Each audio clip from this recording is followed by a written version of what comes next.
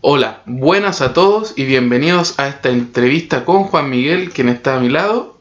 Esta es la entrevista del día 6 de septiembre del 2019. Hola Juan, ¿cómo estás? Kodosh, Kodosh, Kodosh, Adonai Sabaoth Sof, Kodosh, Kodosh, Kodosh, Adonai Sabaoth Sof, Kodosh, Kodosh, Kodosh, Adonai Sabaoth Sof. Muy bien, muchas gracias, Camilo. ¿Y tú? Bien.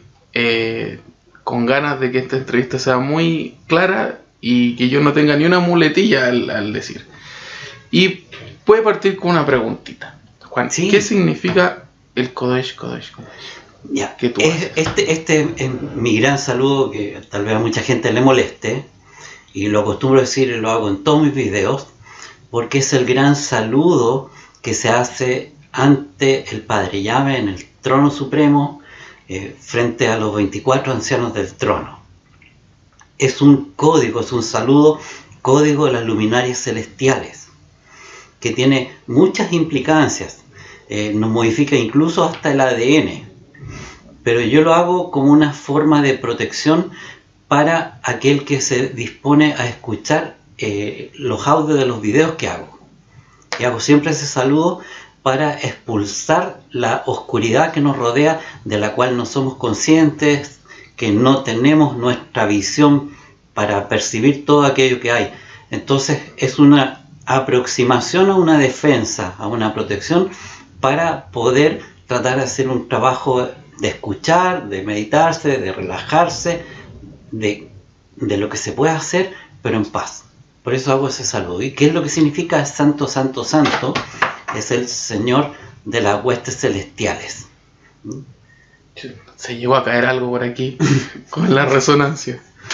Sí, es una resonancia, y de hecho es el principal nombre de protección, código sagrado, que nos permite a nosotros, que estamos muy limitados, discernir las jerarquías espirituales negativas de las positivas, porque está hecho para que solamente se pueda responder positivamente, y pueden responder positivamente cuando son seres de luz íntegra.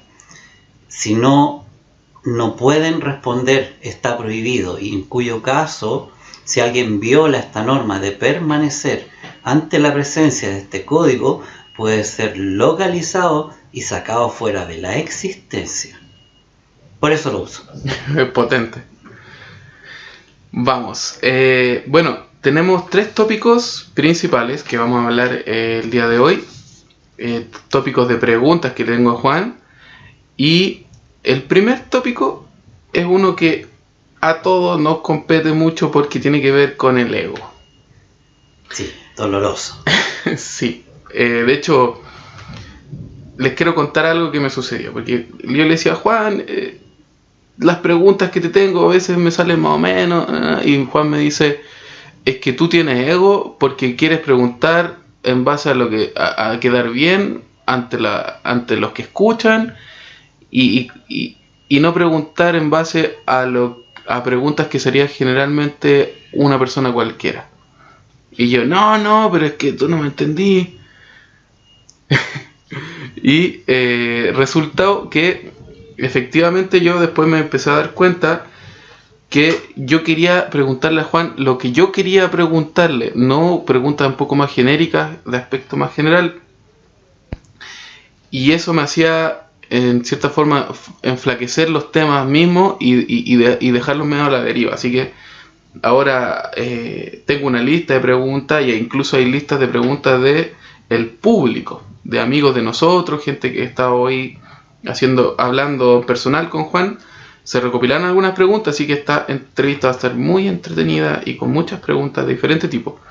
Entonces partimos con el tópico del ego, y la primera pregunta es, ¿qué es el ego? Mira, quiero hacer algo nuevo, porque del ego todos sabemos, todos hemos escuchado sobre el ego. Uh-huh. De una u otra manera lo hemos escuchado, porque se enseñaba, ya no sé si al día de hoy en los colegios sigue todavía la filosofía, o la retiraron porque la consideraron innecesaria, no sé, porque esas cosas se están haciendo en el mundo, de sacar asignaturas importantes dentro de lo que es la educación escolar, que, como ya lo he dicho en algunas otras ocasiones, entrevistas o videos, no sirve para mucho o no sirve para cosas buenas la educación escolar. Sin embargo, dentro de lo malo que es porque hay instrucción, no hay educación, que hayan asignaturas que sirvan algo, una sería la filosofía. Y dentro de eso se trabaja la materia del ego. El ego tiene que ver con el yo. Con el yo, pero para hacerlo todo esto de manera más simple, de una forma didáctica para toda la audiencia, es que el ego es la personalidad de la cual todos nos disfrazamos. Nosotros somos un ser que tiene un alma, y esa alma es lo que nosotros realmente somos. Pero aquí abajo en la materia adquirimos un montón de caras, caretas, disfraces, máscaras, antifaces. Eso es el ego. Adquirir una personalidad, conformarnos nosotros de acuerdo a una idea que nos ha sido otorgada desde la infancia, desde el momento en que nacemos, por los padres y por el medio. Y en esa interrelación con ellos, nosotros nos vamos creyendo que somos de una forma, de una manera, con una actitud, y eso nos va contribuyendo a crear una personalidad. Por ejemplo, dentro de esto, al día de hoy, ya desde el siglo pasado, la televisión fuertemente. Al día de hoy, lo que son todo lo que es los teléfonos inteligentes, los tablets, con internet y con todo lo que se transmite, que van creando modelos de personas. Y eso va formando distintas personalidades, lo más parecido a lo que se está proyectando. Todo eso es parte del ego, es de lo que va conformando el ego. Ahora, yo quiero darte como una primicia, de verdad, públicamente creo que es una primicia, es algo que estoy elaborando internamente en respuesta a lo que es el ego. Yo no lo tengo totalmente elaborado, pero ya llevo bastantes días trabajando en relación al ego, de tratar de definir o de redefinir el ego. ¿Qué es el ego? Y yo estoy pensando, me falta como la confirmación de eso, que estoy pensando, que el ego es el equivalente al alma, que en el hebreo es el nefesh, que es lo que, como la sustancia química que permite que el cuerpo tenga vida, y el ego sería la sustancia o esencia que permite que el lado oscuro de nosotros tenga vida. Wow. Y ese ego, esa esencia, esa energía, proviene del lado oscuro y específicamente del diablo. Entonces, ¿hay algún fundamento como para que yo pueda decir esto, aparte de lo que viene a ser mi meditación, mi reflexión al respecto? Sí hay uno que yo lo encuentro bien interesante, que hay algunas personas que lo han enfocado de distinta manera a la que yo, esta no la había escuchado nunca, y esto es una elaboración personal. Yeshua, cuando tiene una conversación con sus discípulos, y entre ellos Pedro, que en este toma un rol importante para efectos de esto, que están hablando respecto de quién es él, y él está mencionando que va a ser entregado, es lo que le va a significar a él la muerte, y Pedro que le dice que como que rechaza esa opción, y Yeshua le dice: apártate de mí, Satanás. Claro. ¿Por qué le dice a Pedro Satanás? ¿Que él es Satanás? No. Pedro actuó con ego en ese instante. Se revistió del ego. Le bajaron miedos y otras cosas. Y se convirtió. Y no permitió que fluyera la voluntad del Padre Yahvé y la que le estaba manifestando el mismo Yeshua, porque él sabía que venía por una misión. Está revelando la parte final y la más importante de su vida, que es entregar por amor su vida para nuestra salvación y redención. Y en ese instante le viene el ego, un arranque de ego. le fluyó, porque todos lo tenemos. Todos sus apóstoles, todos sus discípulos también tenían ego, menos Yeshua. Yo estoy 100% seguro que no tenía ego. Entonces le dice, aparte de Satanás, ¿qué le está diciendo? Que se aparte esa energía. El lado oscuro se asomó ahí y habló. No se trataba de que no lo amaran ni nada parecido. Se trata de algo que aflora porque opera desde el inconsciente y aflora en cualquier momento. Uno no se da cuenta porque no es algo pensado. Uno no dice voy a actuar en este instante con ego. Simplemente fluye, ¿no? Y actúa. Es como súper reactivo. Curiosamente, el lado oscuro actúa de manera reactiva. Nuestro propio dragón o serpiente, o sea, el lado masculino o femenino del lado oscuro, actúa de acuerdo a la reacción que tenemos procesada en nuestro cerebro dentro de lo que es llamado el complejo R, que es la parte reptiliana que tenemos físicamente metida ahí. Entonces es curioso que cuando actúa el lado oscuro, actúa de manera reactiva y actúa igual que el ego. Eso es curioso.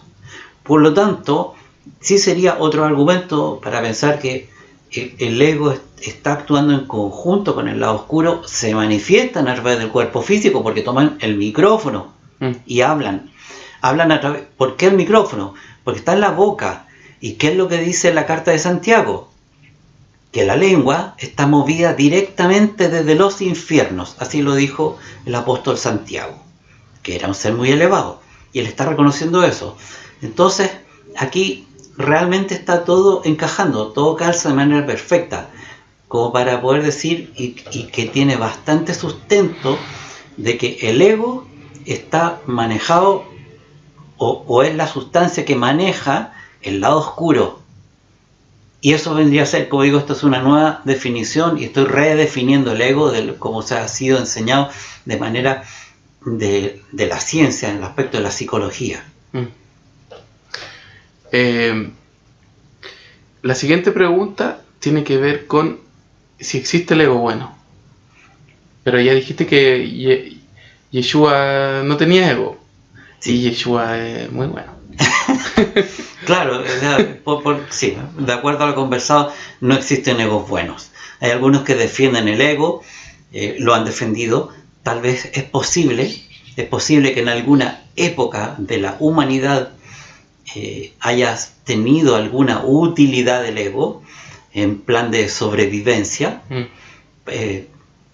Si pensamos en un planeta cualquiera que llega un grupo de gente que necesita sobrevivir, el ego en ese sentido habría servido, porque el ego siempre se siente superior a todo, que él es lo más importante.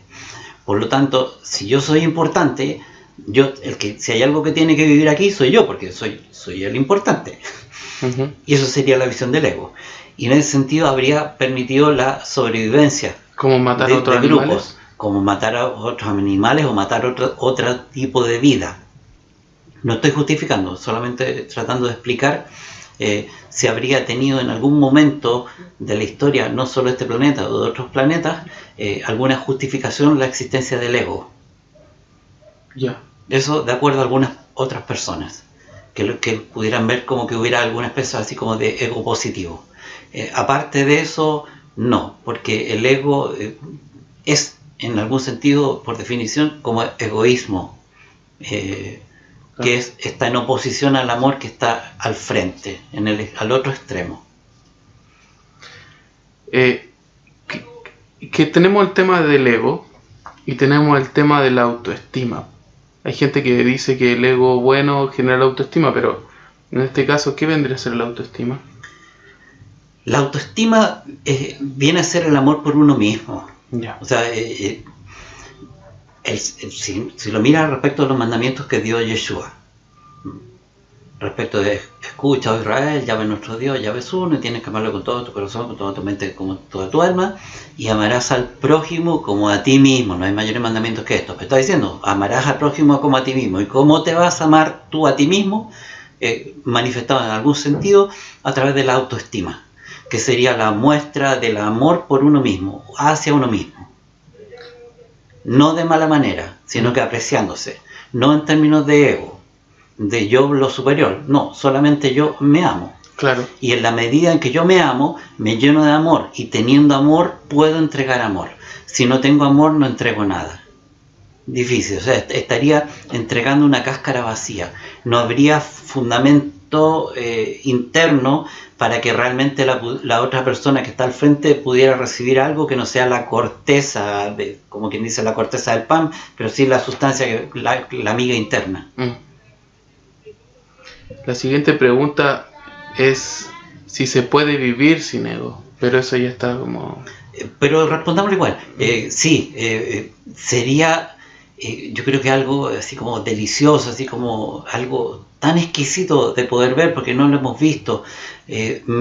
Lo he podido experimentar en conversaciones, en algunas ocasiones, con personas que han tenido de alguna manera trabajado el ego, ya sea que viene de vidas pasadas, de muchas encarnaciones, y que sí han hecho un trabajo de ego a lo largo de muchas vidas. Entonces aquí son aquellas personas que uno dice, oye, qué humilde esta persona, que me cae bien porque dice que es muy sencillo o muy sencilla. Ya, esa humildad, pero no por un ratito, no con una persona. Si eso lo pudiéramos multiplicar durante todo el día con todas las personas de todo el mundo, partiendo por la familia, por así decirlo, el núcleo cercano a uno, sería un lugar feliz. Sí. Eso, sería un lugar feliz. Me imagino allá andando por las calles con gente así. Entonces, pero es que dentro de una misma casa, en cosas muy pequeñas, pero es para empezar a entender cómo se manifiesta el ego en cada cosa, cómo se ha manifestado. Si hay varios hijos, vas y le sirves, por así decirlo, el té a uno, ¿ah? Y se podría decir, oye, pero ¿por qué le serviste, el de al lado, ¿por qué le serviste a mi hermano primero? O a mi hermana, ¿por qué no me serviste a mí primero? Y el otro, el que está al final, y si son 10, a mí me quiere menos. Sí, ya y así se manifiesta el ego, totalmente. Entonces, si no hubiera ego, nunca habría ninguna preocupación y todo fluiría de manera más simple, porque el papá o la mamá que estaría sirviendo no estaría estresado teniendo que estar escuchando preguntas impertinentes. Claro. O sea, sí se puede vivir sin ego. Totalmente, y haríamos una vida feliz. ¿Se puede matar el ego? No, no podemos matar el ego. Sí podemos trabajarlo. Yeah. Podemos hacer de verdad, en conciencia, un trabajo sobre el ego, no para matarlo porque es como difícil, porque mientras seamos quienes somos y estemos aquí en la carne, no vamos a...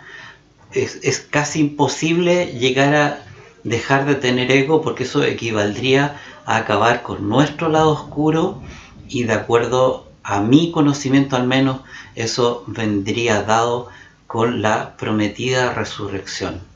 La resurrección de los muertos, la resurrección prometida por Yeshua, no solo dicha por él, pero que está señalado en especial ahí con la enseñanza de él, significaría la muerte del lado oscuro y con eso acabarse el ego. Y en esa resurrección, por eso dice que al resucitar seríamos como ángeles. No vamos a ser ángeles, pero vamos a ser como ángeles. Y en ese momento no habría ego. ¿Y qué pasó con Buda? ¿Él se quedó sin ego? Lo más probable es que lo haya reducido a la mínima expresión, porque reduciéndola a la mínima expresión del ego, el cuerpo, propiamente tal, el cuerpo físico incluso, los cuerpos de luz y el cuerpo físico se pueden llenar de luz. Y al llenarse de luz, que lo que él logró hacer fue llenando todos los chakras, desde el primero hasta el séptimo, y de ahí pudo iluminarse. Yeah. Pero el ego como es, que es reactivo, que es defensivo, no habría permitido que llegara esa cantidad de luz, porque se habría achicado y diría, me están peleando en contra mío, me están acabando, me están extinguiendo, ¿no? no puede ser. Sí, estaría muy enojado ladrando. Entonces, ¿qué pasó con el ego de él? Tiene que haberlo reducido a la mínima expresión al punto de no poder manifestarse para poder llenarse de luz e iluminarse. Ya. Y ahora me cambio al tema del miedo. ¿Por qué tenemos miedo? A veces se nos manifiesta el miedo. Ay, eso es una pregunta difícil. ¿Por qué se manifiesta el miedo? Yo pienso que es una vibración que existe, que está dada y que es algo, entre comillas, además cultural. Entonces, desde que nace la persona, está llegando a un mundo en el cual el miedo está impregnado. Todo está impregnado, o sea, la vida es lo natural. Traer seres a esta vida, a este mundo, es natural. Sin embargo, aquí está lleno de artificialidad, médicos, arsenaleros, quirófanos, un montón de cosas para traer vida. Sí, son miles y miles de años hacia atrás. Siempre ha existido, siempre han nacido. Y no nacían, y se contaminaban, y se morían, o se infectaban. Eso son mentiras. Si no, no estaríamos todos los que estamos al día de hoy. Somos más de 7.000 millones de personas. Entonces, había y ha habido una, en algún sentido, intervención provocando ese miedo, que es una emoción negativa, y esa emoción negativa nos acerca a la oscuridad. Fuertemente nos acerca. Entonces, ¿por qué hay miedo? Porque existe. Es parte de la vibración aplicada a este planeta, no solo a este planeta, pero nosotros estamos en el planeta Tierra, por eso hablo de este planeta. Entonces, se aplicó esa vibración y la gente acostumbra, está como integrada en el ADN, vivir con la vibración del miedo, porque así como digo, estamos conectados con la oscuridad. Entonces vivimos teniendo miedo desde que nacemos. Hay un temor constante, que si se va a morir, que si no se va, siempre, y hay un miedo a la muerte. Entonces todo, y es obvio, o sea, todo nos conduce a la muerte, porque la muerte es lo que trae la vida. Y la televisión nos impone el miedo también. En todas partes, la televisión, ellos tienen programado transmisión de miedo a través de las noticias, los noticiarios siempre buscan todo tipo de tragedias, las enfocan mal, las entregan mal las noticias en ese sentido, y siempre tiene un aspecto negativo que produce efectos negativos al recibirlo, porque nunca tiene un aspecto positivo la noticia que se enfoca o lo que se busca, y solo se buscan cosas malas que tienden a producir miedo. ¿Es el miedo parte del ego? Yo creo que, no sé si será parte del ego, me da la impresión a mí que es como un compañero para el ego, así como que permite que el ego esté como protegido en la medida que hay miedo, porque así no se tiende a eliminar el ego, porque habiendo miedo no hay confianza, y si no hay seguridad uno tiende a refugiarse. Y ahí es donde aparece el ego victorioso con su gran armadura, diciendo: no te preocupes, aquí no nos va a pasar nada, yo estoy para protegerte, para salvarte. Así que necesitamos esto. Sí, entre otras cosas. ¿Cómo distinguimos las ilusiones? Es que ahí sería necesario entrar a definir ¿Qué es una ilusión? ¿Qué es una ilusión? Entonces, porque no todo es ilusión, hay cosas reales, y eso implica tener conocimiento. Conocimiento implica tener sabiduría, implica tener discernimiento. Teniendo esos tres entre atributos y, digamos, estos tres factores, conocimiento, discernimiento, sabiduría, teniendo los tres, podríamos, haciendo buen uso y estando entrenados en ello, podríamos ver qué es real y qué es ilusorio. Y lo real es verdadero, y lo ilusorio en términos concretos es falso. Por lo tanto, en este mundo, O sea, y yendo más allá, el conocimiento, ¿qué es lo que me dice a mí el conocimiento? Que todo esto es una creación, que es una creación de la mente, y esto lo estoy diciendo como algo, como una verdad absoluta, no una verdad relativa o subjetiva, de la cual yo solamente estoy repitiendo, y eso está enseñado en un libro para mí muy verdadero, que son las claves de Enoch, el libro del conocimiento, donde dice, así con toda su letra y con toda claridad, que el espacio-tiempo es una creación, por lo tanto corresponde a una mente que creó eso, y en ese sentido es ilusorio, es ilusión. Entonces esto es lo que llaman algunos como maya, ilusorio, dentro de lo que es el budismo. Uh-huh. Entonces sí, es como una Matrix en ese sentido, muy parecido a una Matrix. Experimentamos cosas aquí y estamos convencidos de que es absolutamente cierto y real lo que vemos, pero es ilusión. Entonces, y dentro de eso, el ego hace que todo esto sea ilusorio, pero el ego se convence de que todo es real, porque en la medida en que todo aquello que es ilusorio, él lo vea real, va a decir, yo también soy real, y no la personalidad que me formaron o la que yo me formé, con ayuda del resto. Entonces, sí es ilusión, en ese sentido. ¿Eso es lo que tú me preguntabas? ¿Cómo distinguimos las ilusiones? En relación, ¿distinguirlas de qué? ¿De la realidad? Si estamos en una ilusión, ¿qué es lo que es una ilusión? De repente podríamos ilusionarnos con algunas cosas, por ejemplo, alguna idea preconcebida que nos entrega, que nos fuimos adquiriendo, por ejemplo, tener algún amor en nuestra vida, algo que siempre estamos deseando, cosas, y nos ilusionamos con tener tal vez algo material. ¿En qué momento se cruza la ilusión y la necesidad verdadera? Y no sé cómo llegar a ti con esta pregunta. Distinguir, es que yo creo que distinguir la ilusión de lo real. Eso significa autoconocimiento. Uh-huh. Tienes que autoconocerte necesariamente, saber quiénes somos, realmente quiénes somos, por qué estamos aquí, de dónde vinimos, por qué estamos aquí y a dónde vamos a ir. Son las grandes interrogantes de la humanidad. Los grandes filósofos dieron respuestas. Que están en preguntas que vienen más adelante. Ya.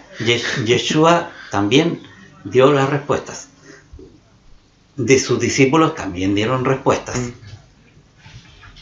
Pero esas respuestas, tal vez por causa del ego, no se reproducen, no se repiten, no se enseñan, y estamos aquí desconectados de todo, de nuestro origen, de la realidad en general.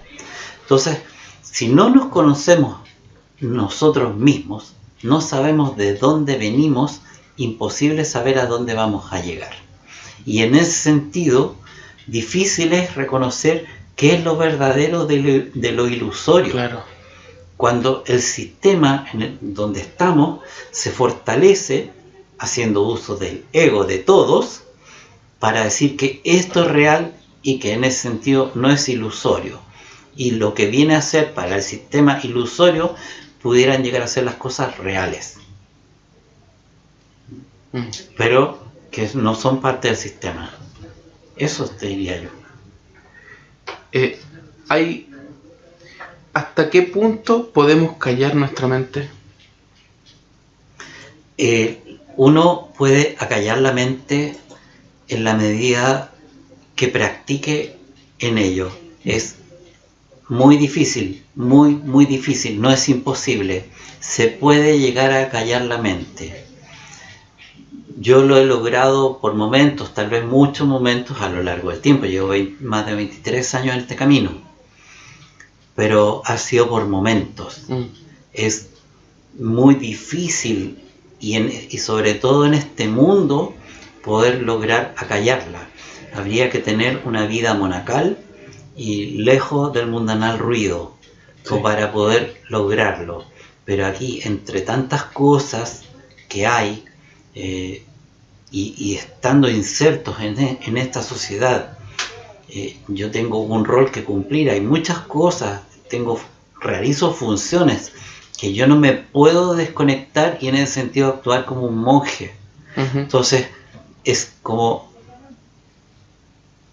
muy, muy difícil, no decir imposible, pero es profundamente muy, muy difícil poder llegar a callar la mente en su totalidad. Sí debiéramos todos hacer un esfuerzo en tratar de vivir un poco en el silencio, que eso nos haría bien, en las cuotas de lo posible, sin el forzamiento o esas prácticas rigurosas, siguiendo en ese sentido la enseñanza del Buda, el camino del medio, que es el camino del equilibrio. Entonces buscar silencio en equilibrio, acallar la mente de la manera más equilibrada. De esa manera se acalla el ego, silenciando la mente. Juan, ¿qué es la humildad? La humildad es una virtud, ¿no?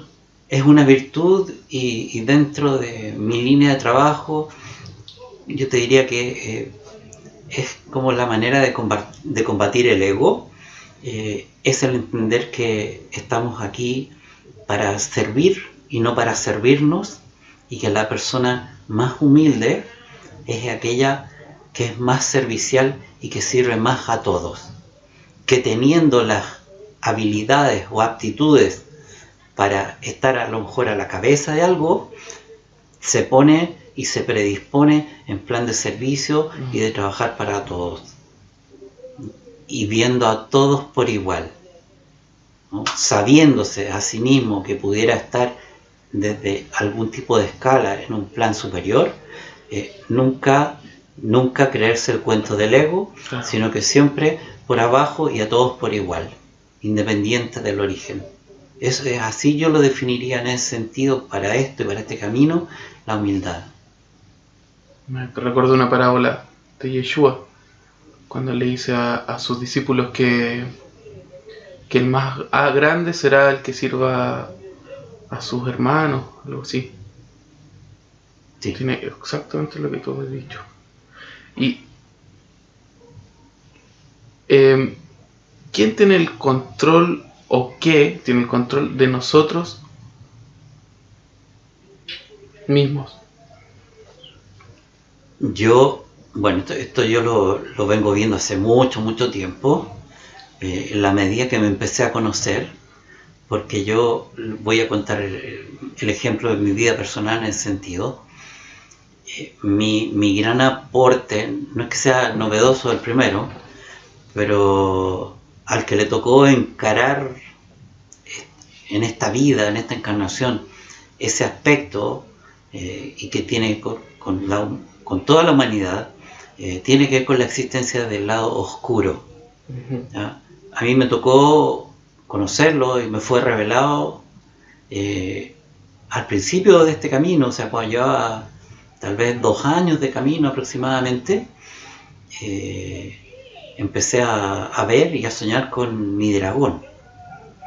Pero para mí era Satanás que andaba detrás mío, que era el dragón, siendo que después vine a descubrir, después de todo un tiempo y de un montón de experiencias que me llevaron a saber que nunca fue Satanás, que no era el diablo, sino que era mi propio dragón. Al que veía era mi propio dragón el que me atacaba. Bueno, eso te estoy hablando hace como 20 años atrás ocurrió esto aproximadamente. Y eso significó empezar a conocer mi parte interna, mi lado interior, en vivo y en directo, que no aparece mayormente en los libros. Y desde entonces hasta el presente, en 2 décadas, pude ver, no necesité 2 décadas, mucho menos, mucho menos, pero con el paso de los años me di cuenta que realmente el gran controlador y que controla todo es nuestro lado oscuro. Y nuestro lado oscuro maneja todo, o sea, maneja todos los aspectos de la mente, los aspectos emocionales, psíquicos, que redunda en lo físico, es está conectado con la gran oscuridad. Entonces, el lado oscuro nuestro sí está conectado al Dios de este mundo, que es el diablo. Entonces, si la pregunta específica tuya o la respuesta específica a quién tiene el control de nosotros mismos, yo te diría que es el lado oscuro, pero en ese sentido quien está ejerciendo el control es el diablo. Entonces, por o eso... quien suele, ¿Sí? o quien suele, también podría ser, ¿o no? ¿Quién suele? Tener el control sobre nosotros mismos. Sí. Porque no creo que alguien, que todos estemos completamente sirviéndolo. Lo que pasa es que ahí es donde interviene el ego, justamente. Ahí interviene el ego, porque el ego te hace decir, no, pues si yo soy bacán, Yo yo soy soy bueno. cool, a mí no me maneja nadie, yo opero con libertad, con libre albedrío total, no me maneja nadie. O sea, aquí el diablo está lejos, o sea. Entonces, y aquí vuelvo al ejemplo que te dije antes, o sea, cómo le vino a decir Yeshua a Pedro, apártate de mi Satanás, o sea, ¿de qué estamos hablando? Jamás le hubiera dicho eso. Es porque está presente. Entonces, ¿y ahí quién tomó el control de la situación? ¿Quién agarró el micrófono cuando habló Pedro? Su lado oscuro. Y su ego. Y quien se quería en ese momento era porque Yeshua dijo que lo iban a matar. Sí. Entonces, por eso digo, o sea, ¿quién tiene el control de nosotros mismos? Él. En la medida en que lo reconocemos y empezamos a trabajar, a hacer camino espiritual verdadero, ¿no? Porque en este momento está lleno de caminos espirituales, pero el verdadero camino es uno solo, no hay más. Las sendas de la oscuridad, esas son variadas, y hay un montón de sendas hacia la oscuridad, pero el camino hacia la luz es uno solo, y ese es Yeshua, y lo dijo él mismo, ¿no? Yo soy el camino, la verdad y la vida. Los tres, fíjate, camino, verdad, vida. El que quiera liberarse y llegar al Padre, o sea, llegar al Dios de dioses, al Rey de reyes, tiene que hacer el camino a través de Yeshua. No hay otra. Y ahí está la verdad. No hay otra, no hay otras verdades, no existen verdades relativas. Eso ya lo hemos conversado. O sea, pueden haber aspectos de la verdad y esos pequeños aspectos no le podría decir que es una verdad relativa. Pero la verdad absoluta es una sola. No hay varias verdades absolutas y esas están en Yeshua. Entonces, en la medida en que hacemos camino espiritual verdadero, fuerte, profundo, no como una cosa light ni de moda, ni cosa de la llamada nueva era, pero la nueva era oscura o Illuminati, eso no corre. Cuando hacemos camino espiritual de corazón genuino y empezamos a hacer trabajo con conciencia, aprendiendo, sabiendo, detectando que tenemos un lado oscuro que se mete y empezamos nosotros a batallar contra nuestro lado oscuro, en ese momento empezamos por primera vez a recuperar el control sobre nosotros mismos. Y en la medida que avancemos y que vayamos aplastando nuestro ego de la mejor forma posible y lo más profundo, es que podemos empezar a recuperar el control sobre nosotros, el verdadero, legítimo. Eso. Y hablando del amor, ¿cómo podemos manifestar nuestro amor? Cuando yo pienso que esa es una buena forma de trabajar el ego. Cuando uno, primero hay que abrirse a recibir amor. O sea, el ego puede haber hecho creer que nosotros tenemos amor, que todos tenemos amor. Nosotros hemos venido a este mundo carentes de amor. Necesitamos recibirlo. Y para recibirlo hay que abrirse al amor. Entonces hay que dejarse amar. Entender que esa energía que viene del origen, que viene de la fuente original, Dios, Padre Yahvé, existe en los universos. Por lo tanto, tenemos que, en ausencia de ego, en ese sentido, dándonos cuenta que estamos desprovistos de ese amor, tratar de recibirlo, recogerlo. Y al recoger ese amor, empezar a sentirlo de distintas maneras, que puede ser en la contemplación de una flor, por ejemplo, ¿no? En la contemplación de un amanecer, una puesta de sol, la contemplación del amanecer mismo al salir, algo que tú me decías ayer, que era el olor matinal, ¿no? Al despertar, al salir ahí el olor de la mañana. El olor de la mañana, en esas pequeñas cosas que uno siente, identifica que hay algo especial, ¿no? Y de esa manera es poder sentir como esa parte de amor, porque si no hubiera habido ese amor en la creación y que quedó impregnado en la creación, no sentiríamos esa riqueza de poder tener los sentidos apropiados para poder captar eso que está emanando de alguna manera. Entonces, recibiendo ese amor, lo podemos, cuando ya tenemos algo de ese amor, lo podemos proyectar hacia todo, hacia todos. Y ahí es como acallar el ego, acallar el ego, acallar el ego. No justificar, porque el ego es súper justificativo, es súper defensivo y siempre siente que se le está atacando, ¿no? No hay. Normalmente, tal vez, yo creo que la mitad de los supuestos ataques sobre el ego son ilusión, pero que realmente no hay ataque. Es la interacción normal, habitual entre todas las personas, pero que uno no entiende. Pero si uno pudiera comprender que lo que a uno se le dice, se le está emanando tal vez amor, aunque no sea del gusto de la persona, lo que está oyendo, pero que hay un amor que se le está enviando en lo que se le dice, uno podría recibir y entender que podemos actuar de manera equivalente. Y yo también empiezo a emanar amor, a hablar con amor, tratando de hablar con una verdad. Yo creo que de esa manera podemos emanar amor. Eso. Vale. Espero que haber sido claro y que me hayan entendido. Yo también. Yo siento que sí. Ya. Por ahora la entrevista va a quedar hasta este punto y vamos a seguir en la parte 2 en un siguiente audio.